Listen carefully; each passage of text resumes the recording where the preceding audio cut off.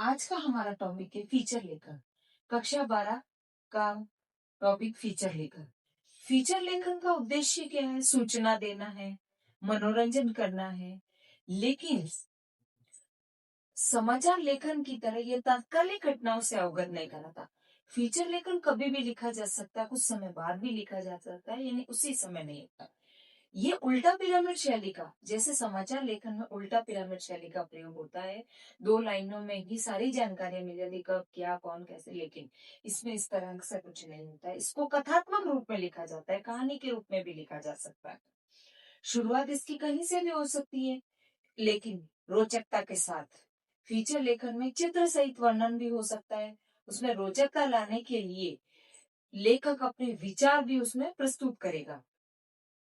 वास्तविकता, लेकिन विचार प्रस्तुत करने के साथ साथ उसमें वास्तविकता होनी चाहिए, उसमें विश्वसनीय होनी चाहिए, यानी जो तथ्य हैं उनकी पुष्टि होनी चाहिए।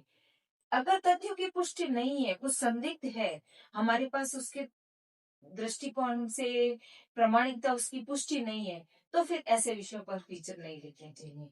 तात्कालिक घटनाओं से अवगत नहीं कराता। हम समाचार समाचार में तात्कालिक घटनाओं से हमें कराया जाता है, लेकिन फीचर लेखन उसी समय नहीं लिखा जाता है। कथात्मक शैली का, जैसे मैंने आपको बताया है, कथात्मक शैली के रूप में लेखक अपने विचार प्रस्तुत करता है। सपाट बयानी नहीं, समाचार लेखन में सीधे सीधे घटनाओं पर जाया जाता है, सपाट बयानी चलती है, लेकिन इसमें रोचकता लाई जाती है। अपने शब्दों को, लेखक अपने शब्दों को डालता है, यानी सपाट बयानी नहीं चलती है। लेकिन वही बात है कि प्रामाणिकता की पुष्टि होने के लिए विश्वसनीय सूत्र होने चाहिए, तथ्य होने चाहिए। अगर संदिग्ध लगता है कोई, तो उस पर फीचर नहीं लिखा जाना चाहिए।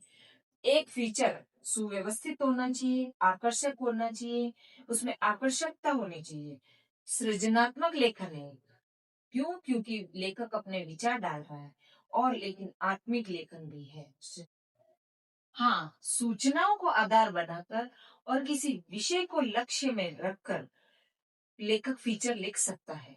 ये वो अपने, अगर उसके पास, यानी हम ये कह सकते हैं कि फीचर लिखने के लिए लेखक के पास अपने दृष्टिकोण, अपनी भावनाएं होनी जरूरी है।